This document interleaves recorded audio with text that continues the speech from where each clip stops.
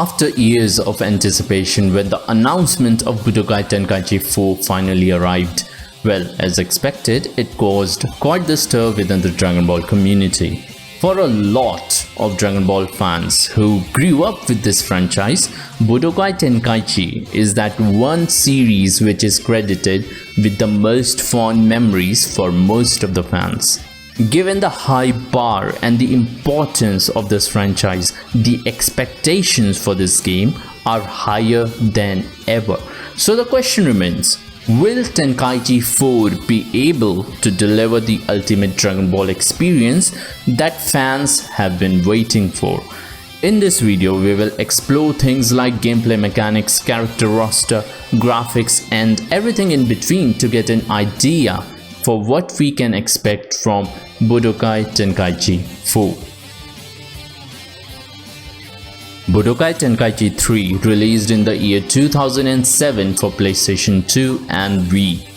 16 years later, with the power of current gen consoles and PC, one of the most obvious areas of improvement for the game is going to be its graphics and presentation.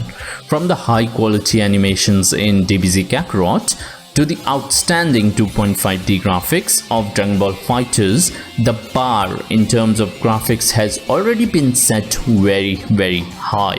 Tenkaichi 4 can surely compete with other Dragon Ball games if it makes full use of the power of PS5 and other current gen platforms to deliver jaw-dropping visuals.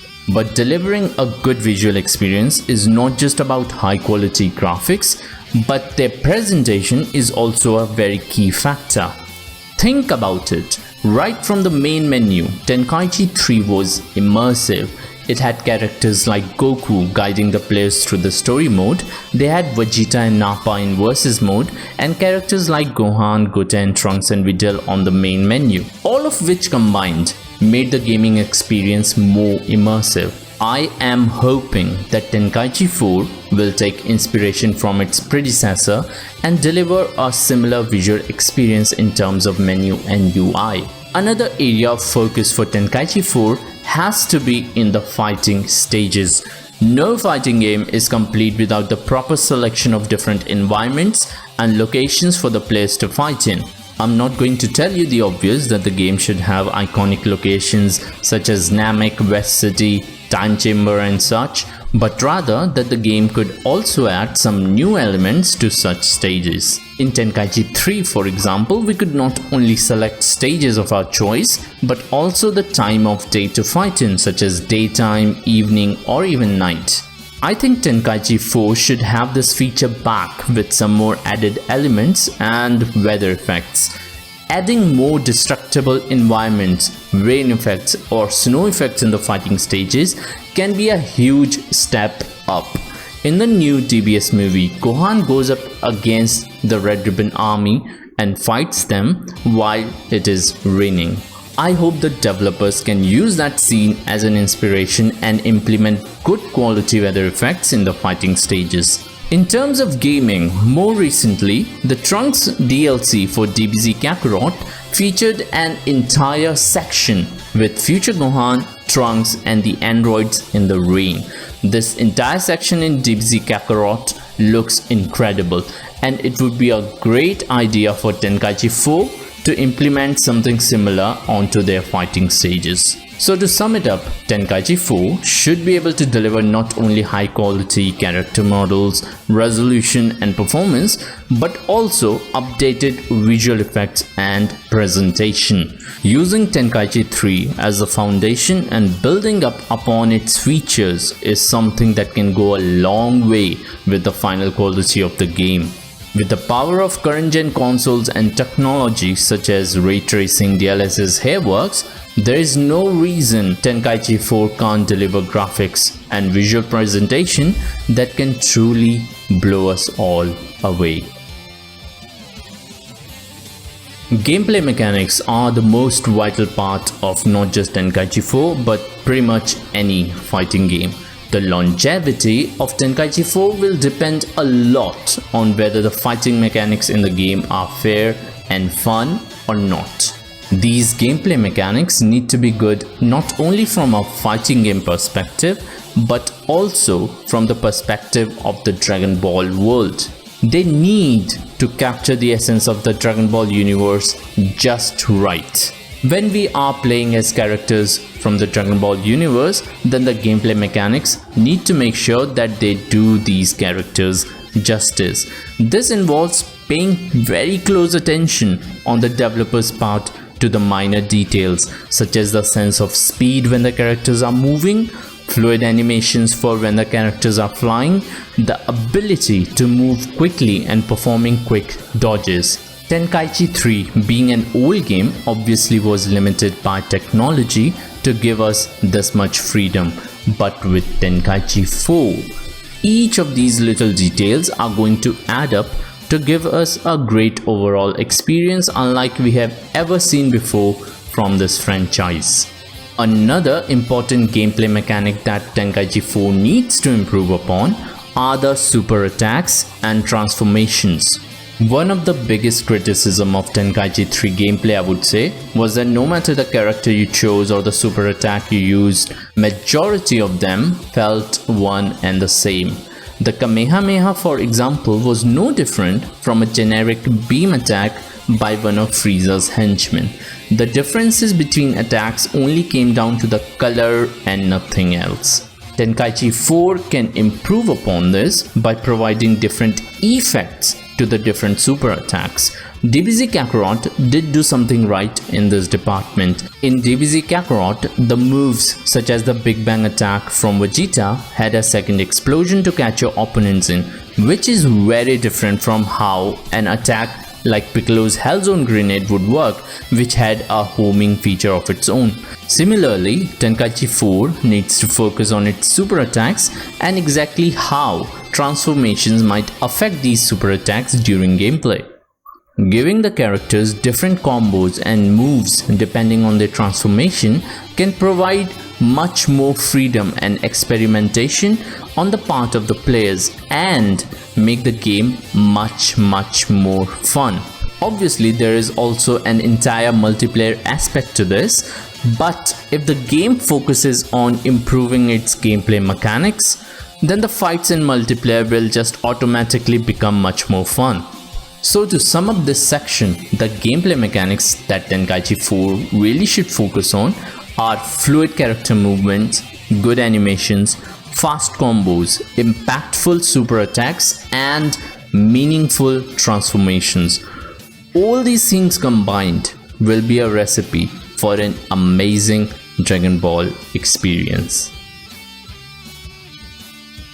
Now this part of the video is where things get a little bit tricky because Tenkaichi 3 story mode was unlike what you would traditionally expect from the story mode of any such game.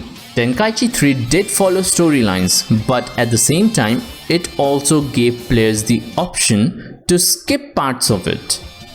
For example, in order to continue the story in Buu Saga, you had to press R3 so Goku and Vegeta could do the Potara fusion and turn into Vegito. This would continue the story as you would expect, but at the same time, you could also choose to not press R3 and defeat Buu without ever turning into Vegito.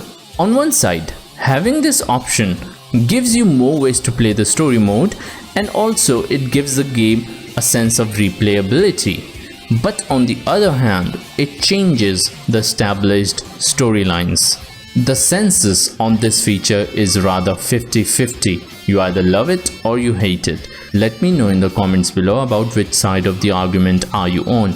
Do you want this feature to return in Tenkaichi 4, or would you like it more for the game to follow the storyline strictly? Other than this, we already know that Tenkaichi 4 is going to go beyond just the Z Saga as we have already seen Goku turning into Super Saiyan Blue in the reveal trailer. Not only that, but the animations which were used for this transformation was a nod to Goku turning blue during his fight with Broly. So, can we make the assumption that Tenkaichi 4 will feature not only the Z Saga but also Dragon Ball Super, the movies, just like Tenkaichi 3 did, at least up to the Broly section. Playing the Tournament of Power in Tenkaichi 4 could become a huge part of the game's marketing strategy, because this arc is one of the least represented sections in DBZ games at the moment. Even DBZ Kakarot doesn't really feature the tournament. The way Tenkaichi 4 handles Tournament of Power arc could really make it a showstopper, with Ultra Instinct and other key moments from the story being covered in its own unique fashion. One last thing I would like to add is that I really hope that What If Saga from Tenkaichi 3 makes a return. This portion of the game is where the developers can go crazy and come up with the insane what if scenarios. The only limit to the what if scenario section of the game will be the limits of the developer's imagination. Taking inspiration from Tenkaichi 3 and improving upon it at the same time is a good development road to follow. So there is very little room for making mistakes, and I really hope that the developers understand that too. After the release of Tenkaichi 4, there are few things that can keep the game alive for a long time. One of them is actually mods. Even Tenkaichi 3, after like 16-17 years, has been kept alive thanks to various mods made by the community. Apart from that, the longevity of the game will also be decided by how well the online features for the game are.